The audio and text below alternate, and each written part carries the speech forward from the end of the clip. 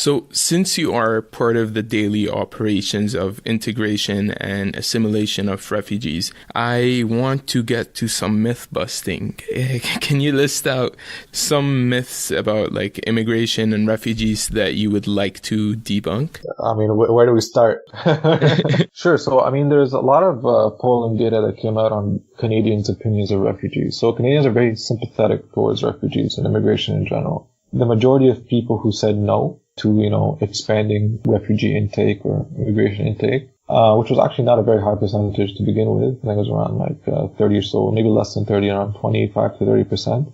A lot of them put the reason as to why they would want to expand the program as to economic reasons, as they see them as an economic burden to Canada. But in reality, that's just not the case. Refugees are a very good investment. Immigration is a very good investment because, like I said, the turnover on their economic net positivity as far as them contributing in tax money or contributing in jobs and job creation even is so much higher than it is for us bringing them here. So, for example, a Canadian-born citizen, the government spends a tremendous amount of money on you, actually. Like the last calculation was around anywhere between $10,000 to $15,000 per year since you're born to make sure that they're investing in you to become an economically positive person or valuable person in society.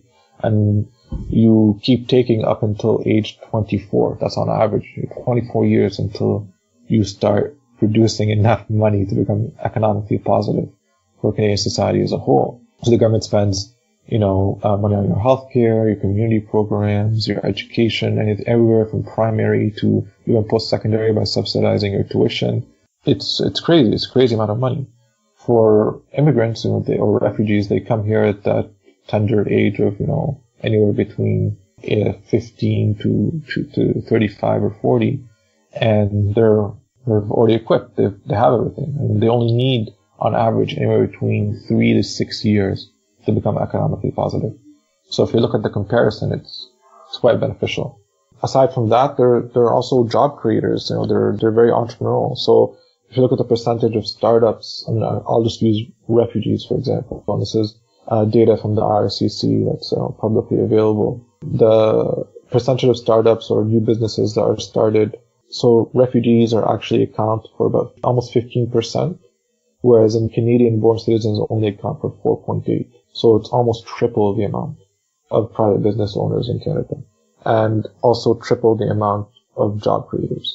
So as far as economic positivity, that's one big myth that has to be tackled.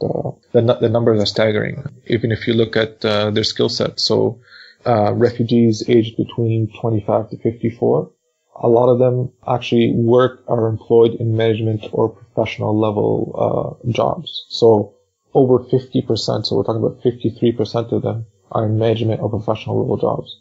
That's huge.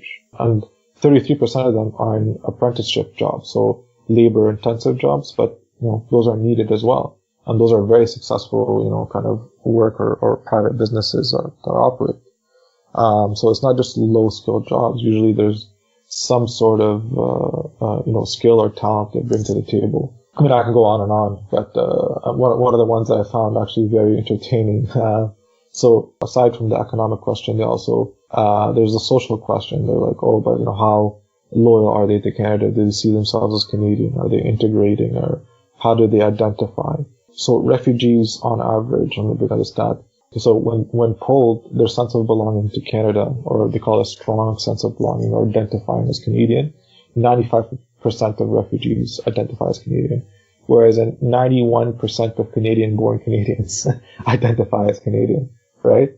So even on that metric, refugees perform very, very well. And so, a lot of the criticism comes from a narrative of fear, right? Fear of unknown. And we're hoping that this data, or this new information kind of changes the unknown into actual numerical data, that something tangible that can take and see refugees as a valuable addition to society.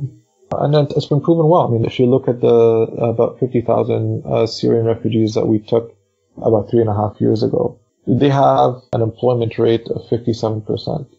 Now, you might think 57% is low, but the Canadian average is 62%. And this is also taken into account, for example, stay-at-home moms or dads, takes into account the people who are too young to work. That's why the percentage is at 57 and 62.